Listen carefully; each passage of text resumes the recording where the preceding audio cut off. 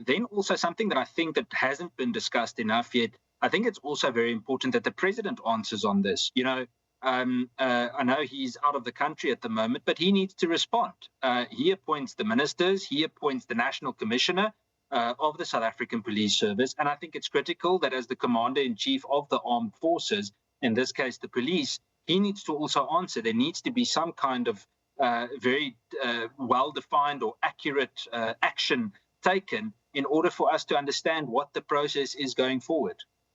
Saying that whatever you know or you think you know about the South African Police Service, it's just a tip of the iceberg. And we also say that there's no amount of budget, even if we include Phala Phala, that is going to fix what is going on in the South African Police Service. So this revelation is not anything that is damning. It's actually far worse than what every South African thinks it is. We do not have a South African police service as it is right now. The task team visited the premises of the two of the high-profile syndicate, of which one, Mr. Katiso Molefe, was arrested for the murder of Mr. Swart of QTech. During that arrest, an unusual activities were observed whilst the team were busy with the operation. These activities included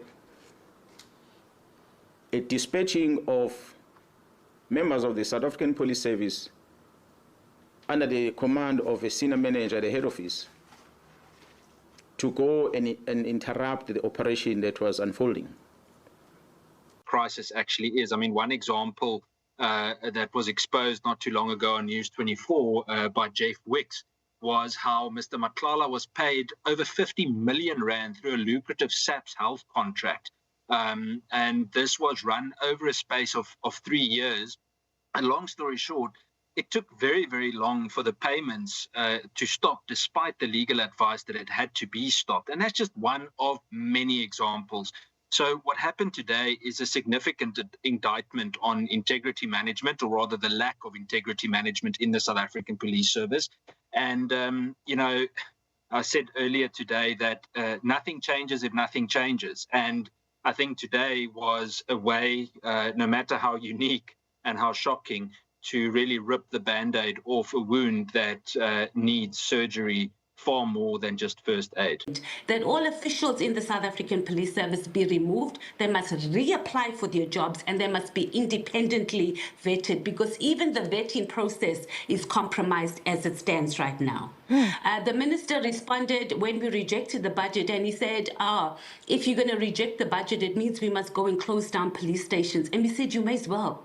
How many people actually even go to police stations? We are forced to go there just to get a case number so we can claim on insurance. Most people don't want to even bother, because we know, and this is just on a basic level of an ordinary citizen in South Africa, there is no trust in the South African Police Service.